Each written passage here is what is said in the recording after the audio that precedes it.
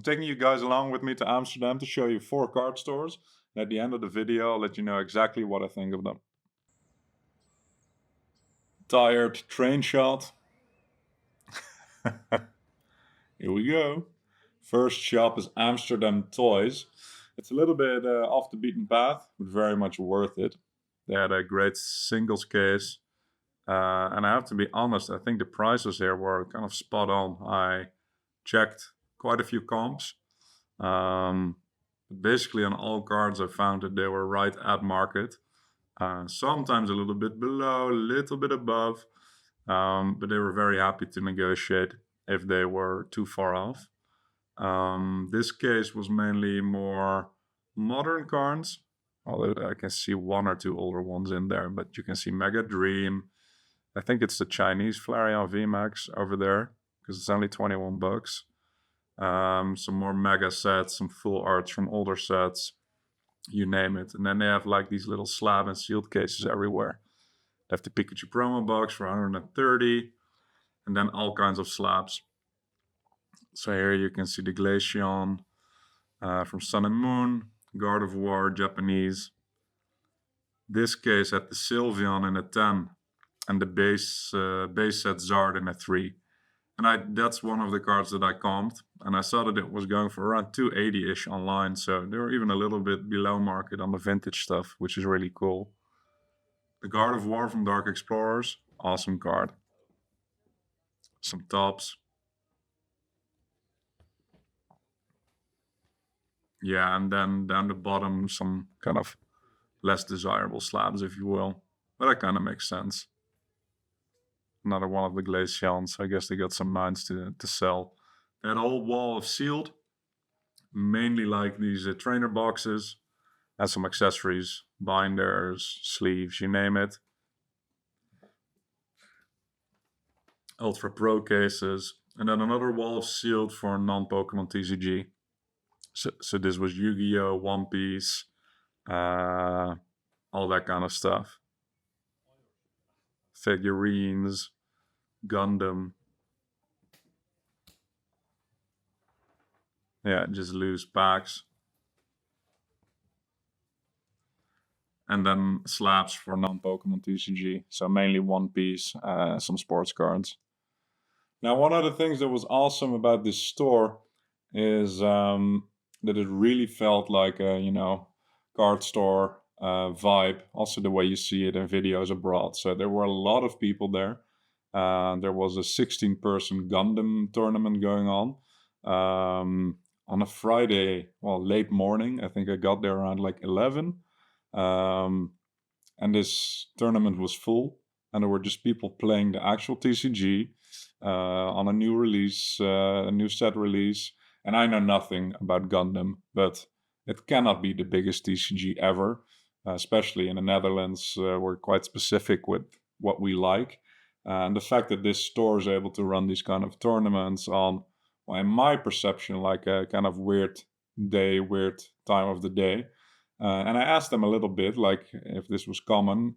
They did say that it's not as crazy as I might have thought, because Amsterdam, there's a lot of people that work in restaurants or service industry, so they all work at night, so the daytime is kind of perfect for them for these kinds of things. But it was still really awesome to see. I rarely see a community feel that alive like it did over here. It was also release day apparently for one of the new One Piece sets, and they were completely sold out. And throughout my time there were constantly these quick money scalper types coming in asking if they still had any OP stock. So yeah, they had these bulk boxes, and most of them had 1 or 2 or 3 sets in them, just all the kind of bulk cards you could need to complete a set.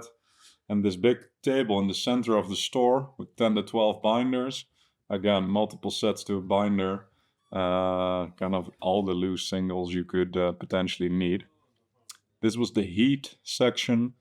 Espion Hollow, all kinds of good singles. Here the Gem Pack 4 illustration rares, the Cubone, the Gengar, Fango Pikachu, Rocket's Blastoise, God of War, the Mega Chase, Mega Charizard from Phantasmal, Searching Sparks Pikachu, and just kind of all the modern chase cards. Rocket's Nidoking from Destined, the Moltres, the Paldean Fates Charizard. And then they have a little booster pack display, which was pretty reasonably priced. Destined Rivals and Phantasmal were $6.50 each, which is kind of on the low end for stores in the Netherlands. It's still above MSRP, but only by a little bit. And then they had this shop front display where the cash register was. Very varied as well. So a lot of base sets, some E-series, Fossil, Jungle, a lot of the hollows. And in general, just a store with a lot of variety, slabs, sealed, singles, and all very fairly priced. So I was pretty impressed to find this store here. This is a little harder to see. Kind of modern illustration rares. The Meowth from Phantasmal, Venusaur, the legendary dogs. And this was the last kind of vertical display case that like the golden ultra rare trainer cards and some rare old booster packs, the Game Boy games, and the sealed 151 Japanese booster case for 190, which was basically market rate. So again, very fair pricing. The next store I visited was in the city center. So I took a subway, and even though this previous store feels like it's, way off the beaten path, it was only, I think, less than 15 minutes by subway to get dropped off, smack in the middle of city center. So it was a lot closer than I thought it would be. So, no good reason not to visit the previous store, Amsterdam Toys. The next one is called Cardelier. It's in the city center. I forgot to record the shop front of the store.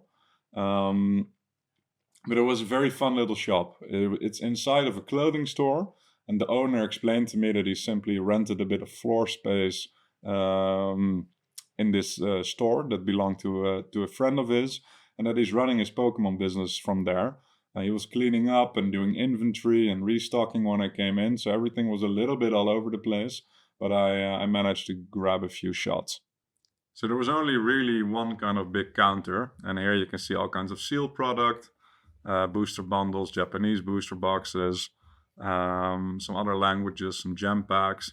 And then the rest was essentially slabs and singles. And he had a bunch of the Japanese band cards. Always bonus points for having some more niche stuff. Previous store didn't have that much Japanese going on. And then a lot of older stuff. Base set, E-series.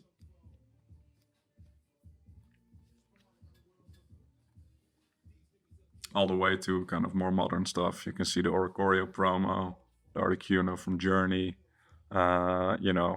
More modern chases, a couple bulk boxes that you could kind of go through, some sealed behind the counter, booster packs, some other stuff.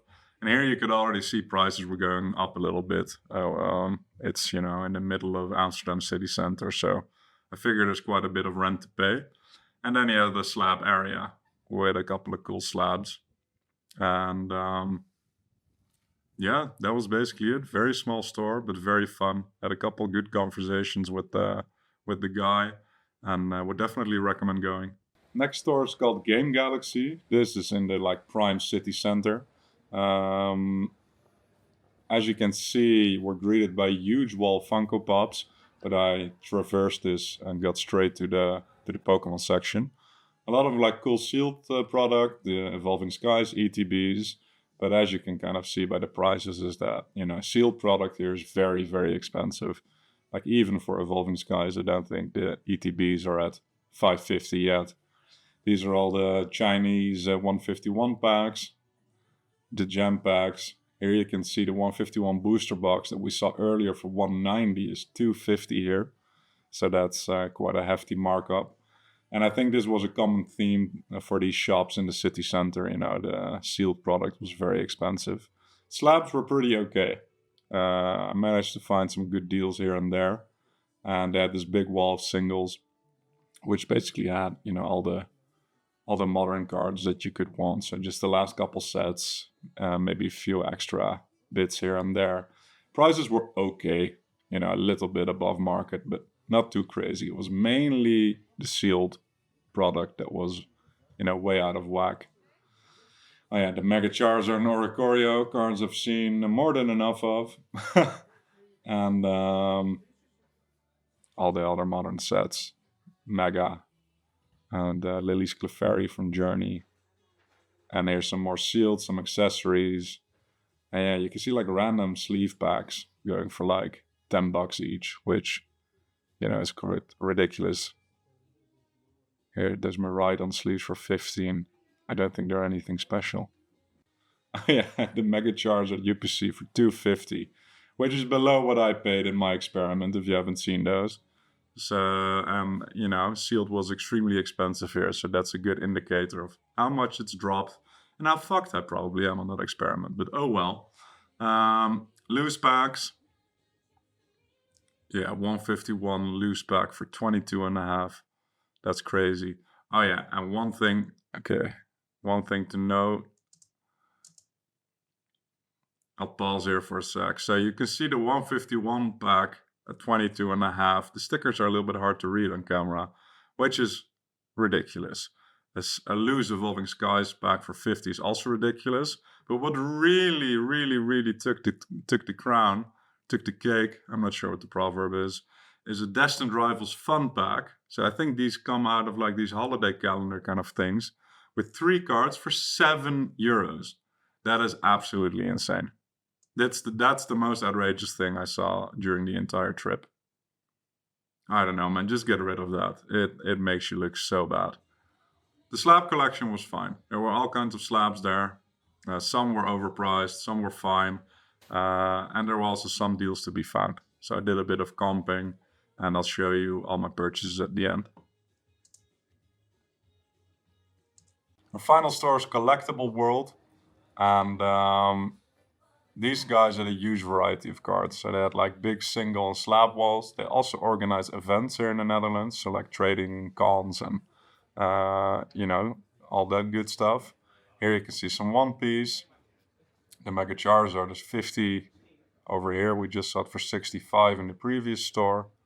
Obviously, we don't know exactly what the conditions were, but they're literally next door to each other. And then here we can, see some cool singles. And they had a lot of bigger cards here as well.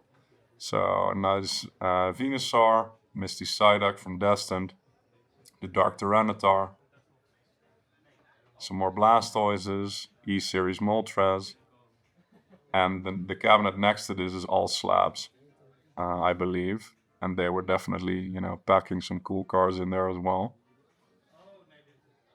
Here it's already slabs. Some Hanafuda card, a lot of Pikachu promos, base set, jungle. And then here we have an entire wall full of more high-end slabs. So we see Surfing Pikachu, mostly PSA, but some of the other grading companies were also represented.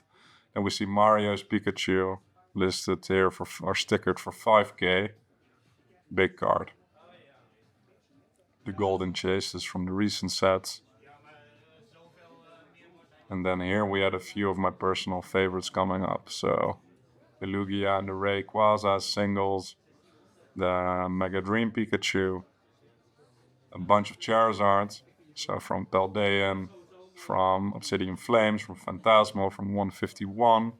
Umbreon section, also E-Series, and obviously the Sunbreon. From more recent sets, from Fates Collide.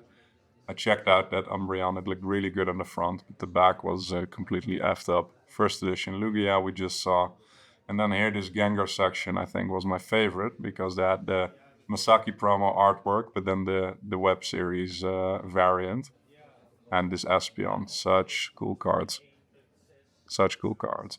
And there were a lot of deals to be found in here, if I'm being honest. Like, I think some of these stickers had not been updated for a bit. So that's always really fun. The blister and sealed booster wall. Then they had a lot of other sealed product. Mix of English, Chinese, Japanese, and then just, a bunch of accessories, booster bundles, play mats, you name it. Kind of everything you come to expect from a shop like this. And then a lot of more sealed at the counter, which was also a lot of Japanese. And then some more slabs. First edition Jungle in Dutch, I believe, but still very cool to see. And some more kind of low to mid-end slabs, and then a lot of Japanese sealed. And then some loose booster packs for non-Pokemon TCG. Oh yeah, and they had a Pop Mart next door for the degenerate ladies out there. So as you can see, that last store had a crazy selection, right? So a lot of big slabs, but also a lot of singles, a lot of kind of sealed product. And I think I was very surprised in general by those last two stores, because I've been warned by a lot of people that, not to expect basically nothing from those stores. It's going to be tourists and rude personnel and crazy high prices, and it's just not even worth going there. They're essentially big tourist traps. But I'd never been, and I wanted to visit. But I was quite pleasantly surprised. I mean, I was greeted by nice people basically everywhere I went. Obviously, these experiences can vary, but I found them both to be very welcoming shops. The sealed prices were crazy. I have to agree with that. Like, there's no point, I think, in buying sealed in those places. The singles were reasonable, but slab hunting was very doable. I bought, I think, 4 slabs in between these two stores for below market value. So, that's it can be a good thing or a bad thing. Probably they're not updating their stickers every week, which can lead to outdated prices that were more expensive. But it also leads to opportunities like this when cards go up. And there were a few cards that were, inflated a little bit, and I tried to negotiate, and they were very open to it. So I had a fun experience in there. And, as you know, I always try to buy something in every store I visit. But then, the little challenge for me personally is to obviously find something that, that I think is a good deal, that is sold below market value, so that, in my mind, I can, earn my train tickets and my lunch back and just turn it into a fun little challenge. But yeah, very positive overall. The first 2 shops that I visited, so the first one, Amsterdam Toys, I think would have to be my absolute favorite. And it's just because of the vibe. So they definitely do their stickers there, maybe even on a daily basis, because pricing was essentially spot on for everything. Also meant that it was the hardest to find a good deal there, because everything was basically up to date. But, it's bad for deal hunting, but it's good for everything else. So, you can basically walk in there and just blindly buy whatever you need and be fairly confident that it's fair market price that you're paying. So I think that's a good, a good show from their side. And just the fact that there was live TCG tournaments going on there, it was very busy. It just really had that community vibe. It was just a very fun place to be. It felt like store and, community play center, not just a store. So Amsterdam Toys, I think, was definitely my favorite. The second one, Cardelier, I would also recommend visiting, because it's just a very fun experience, cute little shop, definitely good deals to be found, and the best prices for the city center. They still didn't quite compete with Amsterdam Toys, but if you're only wanting to visit stores in the city center, then I think they were priced the best. And the last two, just go there, they're fun. Be a little bit mindful of what you buy. I think slabs were the way to go there for me, but just check prices. If you think stuff is way above market, just talk to them, be nice about it. And my experience was that they were very willing to negotiate and drop down in price. So overall, I was very pleasantly surprised by the card stores in Amsterdam. I was expecting a lot more kind of a tourist trappy, unfriendly experience, but I had a very good time in all 4 of them. I know there's a few like cigarette magazine kind of shops that will also, sell a little bit of Pokemon on the side, but I deliberately left those out. I really want to focus on Pokemon card stores only. And these were the main 4, and I believe the only 4. So next time you're in Amsterdam, be sure to check them out. And now, without further ado, let me show you the haul, because I managed to buy something in every shop that I think was a fair or even good deal. And I'd love to show you. All right, let me show you what I managed to grab. So at the first store, Amsterdam Toys, I got this All Night Party promo, and as you can see, it features quite a cool artwork with Umbreon as kind of the centerpiece, Weavile, Crobat, Cresselia, probably a few others in the back that you can't fully see. But it's essentially like an Umbreon card, right? So a very popular promo. And it was stickered for 210 or 220, I believe. Market was around 180 and I got it for 190. So this was the only card that I still paid a little bit above market for, but I saw very, very few listings in Europe.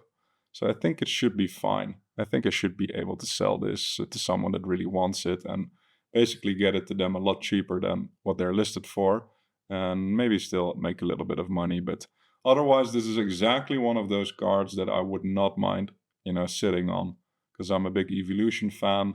So getting an Umbreon promo in a 10 is never a bad thing. Second stop, Cardelier. I bought the stained glass birds. They were stickered for 205. I think there was a little bit of a sticker error.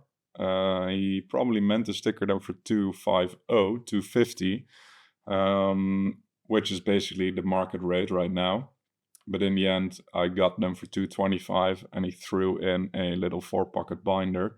So yeah, that was okay. It's never great when someone in a store walks back their sticker price. But, I could tell that it was an honest mistake, and I don't want to be too difficult about those things. So I'm still quite happy with this deal. Got this for a good friend that still wanted it, and a very good price point. So very happy with that. Then I got this Neo 2 Houndoom Hollow in a 10 from the third store, so Game Galaxy. This was stickered for 220. And I saw that market was around 275, so it's a good chunk below market. I didn't want to try to negotiate on it because of, also my experience at the previous shop. I didn't want the sticker to change to my detriment. But also there was a young lady working there, and she was clearly just, doing a shift. It was not her store. And she was very kind, but she didn't have a lot of, in-depth knowledge about Pokemon cards. So I figured she wasn't allowed to negotiate much anyway. So I just picked this up for the full 220 on the sticker, which I was really happy with. And then at the last store, Collectible World, I got 3 slabs. So I got this Shining Kabutops, was stickered for 400. I paid 400 on it, and market seems to be around 480 right now. And it's a Shining, so even though I typically am not a huge fan of picking up 8s and 9s, basically the older the cards get, the more feasible that becomes, right? So it's a popular card. It's almost 25 years old, so an 8 will do just fine. So very happy with that pickup as well. And probably my favorite pickup of the day, I got a PSA 6 Hollow Espeon from Aquapolis. This was stickered at 290, and market was right around there, like 300, 310.